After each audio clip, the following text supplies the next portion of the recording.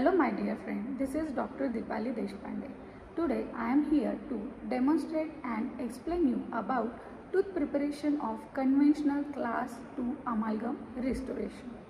Basically, the tooth preparation is mechanical alteration of diseased, injured and defective tooth so that it re-establishes the form, function and aesthetic correction if indicated.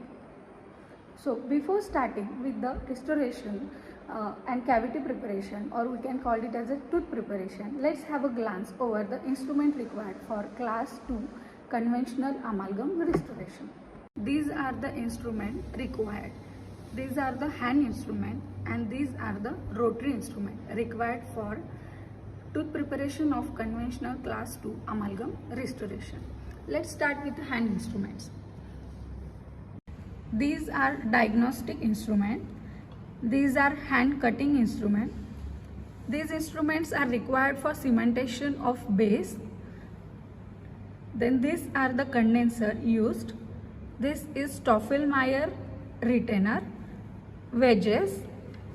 These instruments are required for amalgam manipulation and condensation and carving of the amalgam restoration. These are the rotary instruments required for tooth preparation.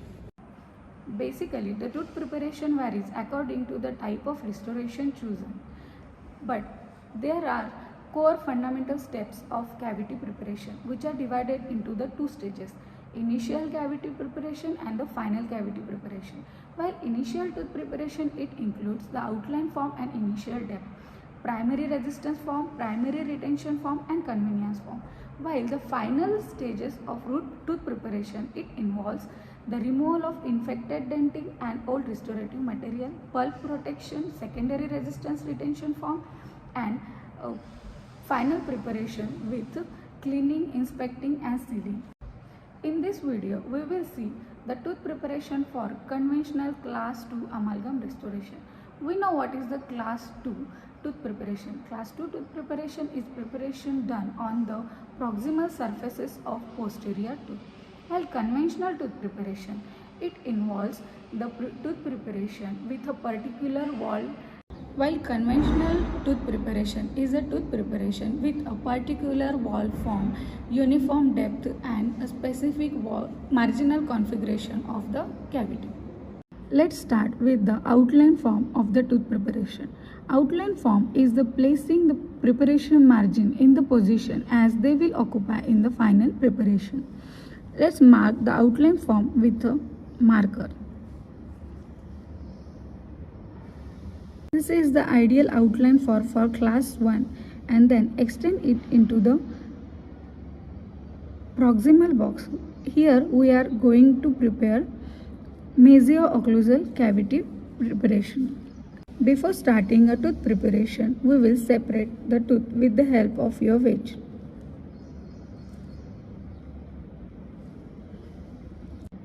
Let's start with the initial cavity preparation with the initial depth. First, we have to make 3 punch cuts at the central fossa, another punch cut at distal fossa and another punch cut with a round bar at the medial part. Initial cavity preparation, it should be of 0.5 mm. We can measure the punch cut with the help of periodontal probe.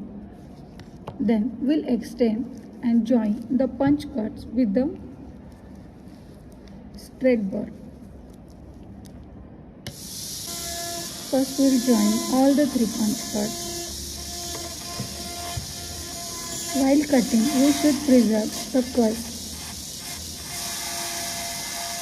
After joining this 3 punch cut, we should extend the cavity into the fissure.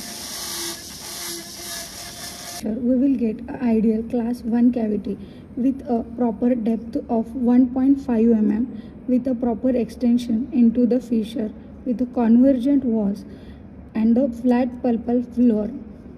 After that, we have to extend the cavity into the proximal portion. Extend the cavity into the mesial portion, leaving a thin enamel After making the ideal class 1 cavity preparation, we have to extend the cavity preparation into the mesial portion for making the gingival floor and proximal box. Here we should leave a thin enamel margin to protect the adjacent tooth. Now the cavity has extended into the proximal portion. We have to make two punch cuts at the mesial portion, one at the lingual side, another at the buccal side, and then we have to join the punch cuts to make a gingival floor. The depth of axial wall, it should be the 0.8 mm from the dentino-enamel junction, and your gingival seat, it should be below the height of contour so that the gingival clearance of 0.5 mm should be attained. Axial wall concave towards the pulp. After making a gingival seat, a concave axial wall and convergent walls of the proximal box, we cut the thin enamel wall at the proximal surface of cavity. The extension of proximal box is depend on the flare of your cavity. Now we are ready with a conventional class 2 tooth preparation for amalgam restorations. Let's discuss about a line angle, point angle and the chaos surface angle. Line angle, it is a junction of two walls in a different orientation, and the point angle is a junction of three walls. For example, in this first we'll discuss about the walls of the cavity. It is the external walls and the internal walls. External walls are the walls which are in contact with the external surface of the tooth. For example, it is the facial wall of the cavity, it is the lingual wall of the cavity, this is the distal wall, and this is the gingival seat or gingival wall of the cavity. Now, internal walls are those walls which are not in contact with the external surface. These are the pulpal wall and the axial wall. So, what is the line angle? The line angle, it is the junction of this either of these two walls, like pulpal and the distal wall. The junction, it is called as a distopulpal line angle, and if it is the buccal and your pulpal, then it is called as a faciopulpal line angle. Point angle is a junction of three walls, pulpal, distal and lingual wall. So this is the point angle. It is called as, this is disto-linguopulpal point angle. Now the carry the mixed base into the cavity with the help of cement carrier. Spread the base into the cavity with the help of condenser.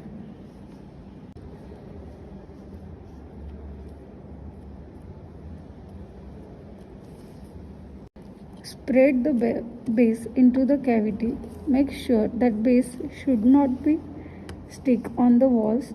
Remove the excess of cement on the wall with the help of condenser. Make sure that the base is applied on the pulpal floor and the axial wall of the cavity. Remove the excess bulk from the gingival seat.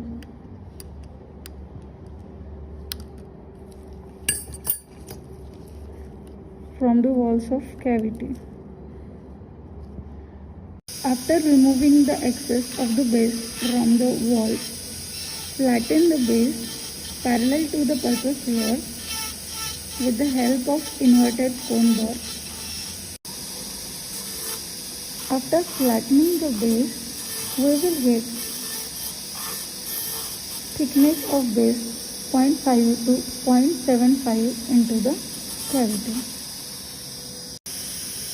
After flattening the base, we will get a base of thickness 0.5 to 0.75 mm into the cavity. Now we will put the matrix band over the tooth.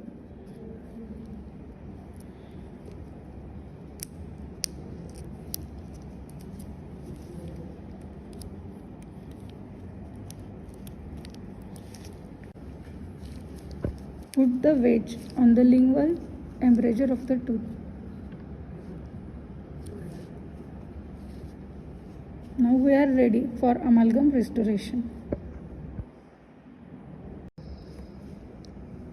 Now we'll carry the freshly mixed amalgam into the cavity. First, condense it into the proximal box to avoid the voids. Allow the excess of mercury to come on the surface. Subsequently, add the increment. Excess of filling is allowed for amalgam restoration to remove the mercury layer on the surface.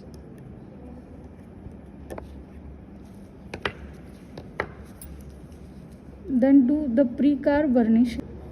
It will remove the excess of mercury on the surface.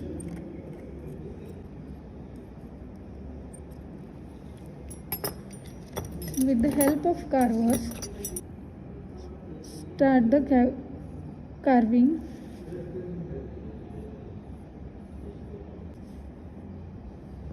Carving should be done along the cuspal incline.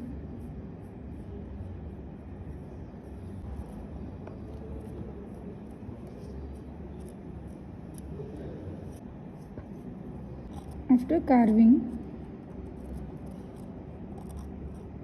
we have to burnish it, called as a post carving burnishing.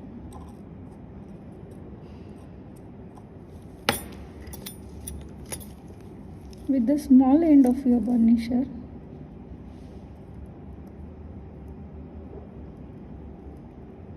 burnish the restored amalgam along the cuspal inclines. After burnishing, we have to remove the matrix band and retainer. First, we have to remove the wedge.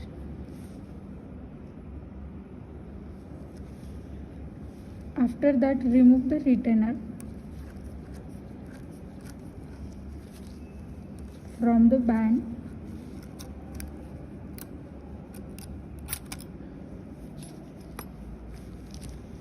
And then remove the band by moving it into the faciolingual direction. It will prevent the breakage of the proximal contact. Post-carve burnishing and removal of matrix band retainer will go for amalgam polishing. Amalgam polishing is done with the help of amalgam polishing cones. First we'll do with the brown cone.